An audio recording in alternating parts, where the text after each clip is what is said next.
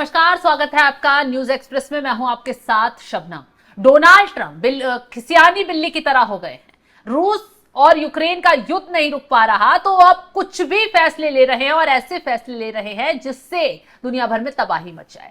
अब Donald Trump की तरफ से रशिया पर एक्शन लेते हुए उसकी 2 तेल कंपनियों पर बैन लगा दिया गया है। दोनों सरकारी तेल कंपनियां हैं और बड़े लेवल पर भारत भी इन तेल कंपनियों से व्यापार करता है। अब ऐसे में जानेंगे कि जिस तरीके से डोनाल्ड ट्रंप ने इन 2 तेल कंपनियों पर बैन लगाया है उससे भारत पर कितना असर पड़ेगा। क्या इससे रूस और यूक्रेन का युद्ध रुक जाएगा? क्या पुतिन ट्रंप के आगे घुटनों पर आ जाएंगे?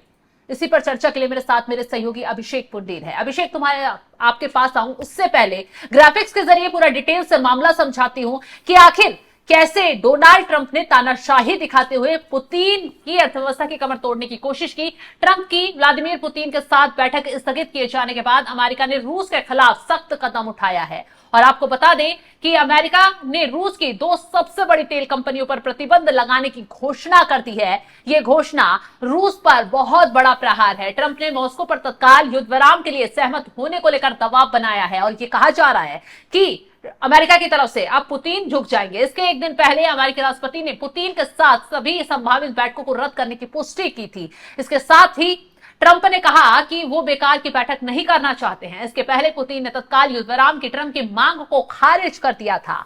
इस बैन के साथ ट्रंप ने चीन के राष्ट्रपति शी जिनपिंग से होने वाली अपनी अगली बैठक को लेकर बड़ा बयान दिया और भारत को लेकर भी जिक्र किया गया। ट्रंप ने दावा फिर किया कि भारत अब रूस से तेल खरीद घटाने की दिशा में आगे बढ़ रहा है और ये झूठ ट्रंप ने दूसरी बार बोला है। ट्रंप ने प्रधानमंत्री मोदी से बात का जिक्र करते हुए कहा है कि साल के आखिर तक भारत रूस से करीब 40% तेल खरीदेगा, 40% तेल खरीदना बंद कर देगा, ट्रंप का यह कहना है। तो अभिषेक, जिस तरीके से ट्रंप ने रूस पर बड़ा प्रहार किया, 2 तेल कंपनियों पर बैन लगा दिया, इससे भारत पर कितना असर पड़ेगा? क्या वाकई में पुतिन अब ट्रंप के आगे झुक जाएंगे? उस पर तो आएंगे शबनम, लेकिन मुझे समझ ये नहीं आया कि ये फैसला आज क्यों लिया गया। अगर ट्रंप को लगता है कि रूस की जो युद्ध मशीनरी है, रूस की जो अर्थव्यवस्था है वो तेल बेचने से ही चल रही है, तो 20 जनवरी को ट्रंप आ गए थे।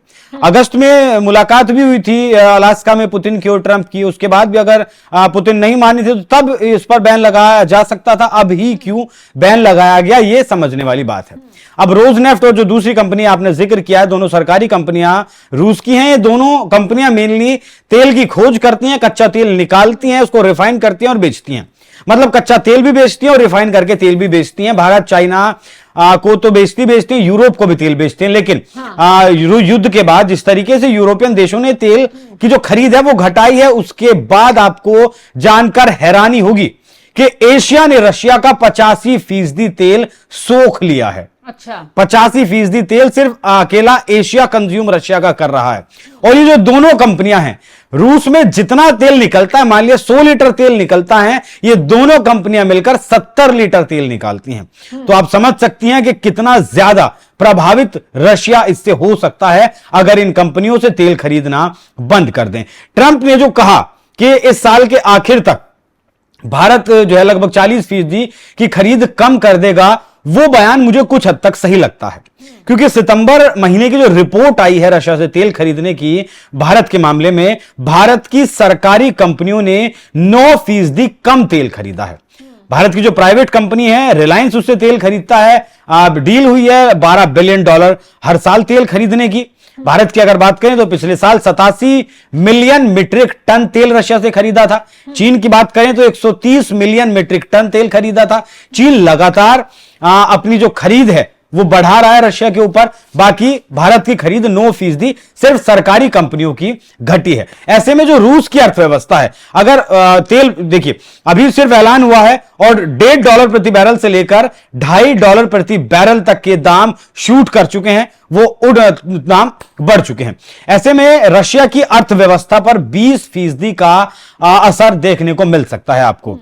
देखिए भारत में जैसे अंबानी जैसे जो व्यापारी हैं, उद्योगपति हैं, वो तेल खरीद रहे हैं डायरेक्ट किससे? रोजनेफ्ट से, जो सरकारी कंपनी जिस पर बैन लगाया गया है। अंबानी का बड़ा अच्छा खासा व्यापार अमेरिका में भी है। अगर ट्रंप की बुद्धि घूमती है और ट्रंप को यह लगता है कि अंबानी वहां से तेल खरीद रहा है, मैं यहां से उसके व्यापार को प्रभावित कर दूं। हालांकि ऐसा होगा नहीं, क्योंकि मिडिल ईस्ट में भी अंबानी जाकर मुलाकात करके आए थे, और इससे पहले जब शपथ ग्रहण समारोह हुआ था ट्रंप का, तब भी अंबानी मुलाकात करके आए थे। आप भारत में पेट्रोल पंप देखती होंगी नायरा एनर्जी करके, नायरा के अभी मतलब साल 2 साल से ही, उससे पहले एसआर उनका नाम हुआ करता था। ये जो रोजनेफ्ट है सरकारी कंपनी रशिया की, इसकी यहां पर 49.1% की साझेदारी है, हिस्सेदारी है इस कंपनी में। और इससे पहले भी ट्रंप ने यह बैन लगाया था कि किसी भी कंपनी में अगर रशिया की साझेदारी है और उसका निवेश किसी भी देश में है तो उन पर बैन लगाया जाता है। उसमें रोजनेफ्ट भी शामिल हुई थी। भारत के कुछ टैंकरों पर जो तेल ढुलाई का काम करते हैं उन पर भी बैन लगा था, अगर आपको याद हो, अगस्त महीने की यह बात है।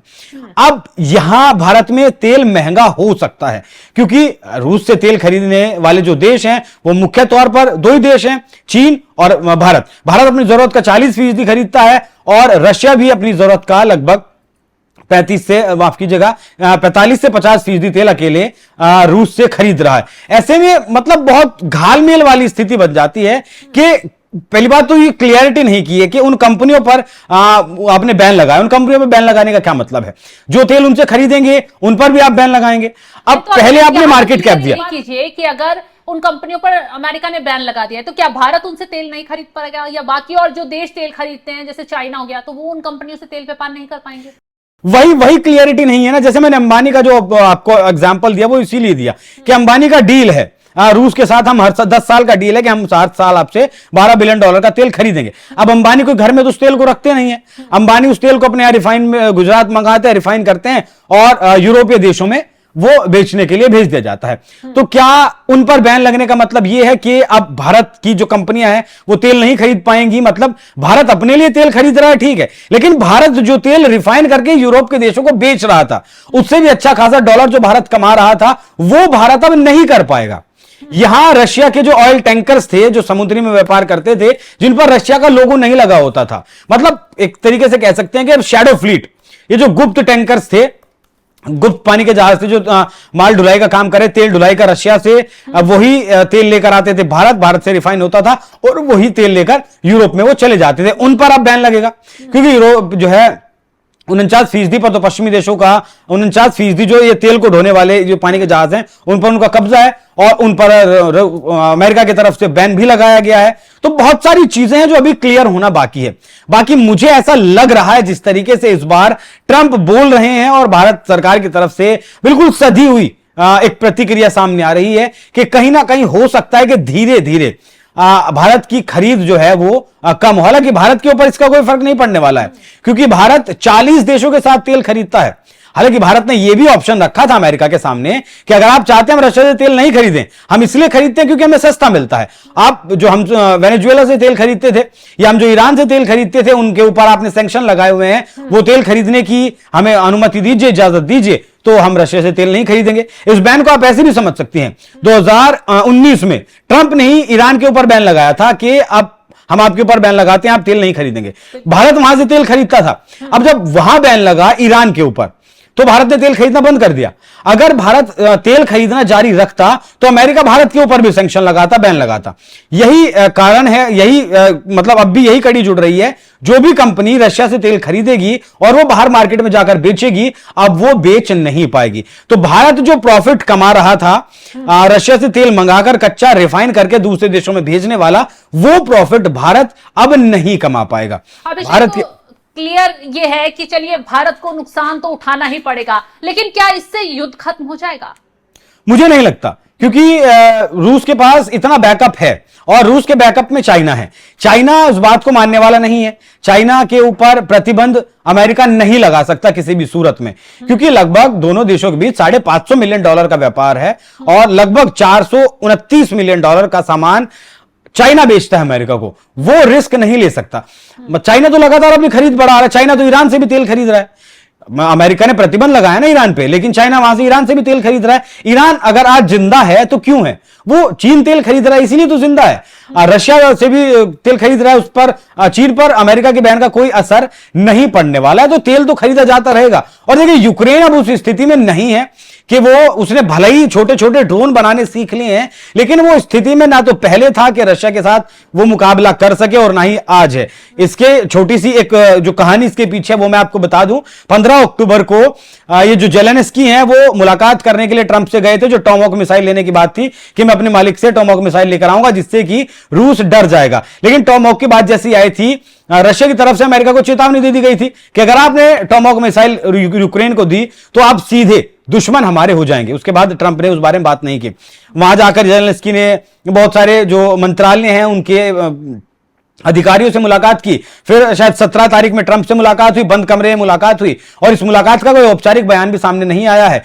जेलेंस्की एक नक्शा लेकर गए थे जिसमें जो डोनास्क लुहांस्क वाला जो इलाका था उस पर वो नक्शा दिया उन्होंने ट्रंप को कि मालिक लीजिए, जो हमारे इलाकों पर कब्जा किया रशिया ने, ये छुड़वा दीजिए, हम युद्ध विराम के लिए तैयार हैं। लेकिन उसके पहले जब जेलेंस्की चले थे यूक्रेन से और अमेरिका नहीं पहुंचे थे, इस बीच में 1.5 घंटा बात हुई है पुतिन की फोन पर ट्रंप से, और पुतिन ने कहा है कि जो 2 इलाके हैं, जो 4 इलाकों पर कब्जा, उनमें से जो 2 इलाके हैं उन्हें तो मैं किसी भी सूरत पर छोड़ने वाला नहीं हूं, बाकी जो 2 हैं उनमें से मैं पीछे हट सकता हूं, इसमें मेरी भी जीत हो जाएगी, यूक्रेन की भी जीत हो जाएगी। लेकिन जेलेंस्की अड़े हुए हैं कि मालिक आप हमें टॉमहॉक दे दीजिए एक बार, हम उस पर दाग देंगे, रशिया डर जाएगा और ये युद्ध रुक जाएगा। एक दूसरे की शर्तें मानने के लिए तैयार नहीं है और ट्रंप अपनी बातें थोपने के लिए नहीं, यूक्रेन को शर्तें माननी पड़ेंगी। आज नहीं मानेगा तो कल मानेगा, कल नहीं मानेगा तो परसों मानेगा। नहीं तो ट्रंप के ये शब्द हैं यूक्रेन के लिए, जेलेंस्की के लिए, अगर तुमने शर्त नहीं मानी तो पुतिन तुम्हें बर्बाद कर देंगे, और पुतिन वाकई में बर्बाद कर देंगे। चलिए, अभी तो फिलहाल ट्रंप की तरफ से पुतिन को भारी झटका दिया गया है। उसकी 2 सरकारी तेल कंपनियों पर बैन लगाकर दुनिया भर में हाहाकार मचा दिया है।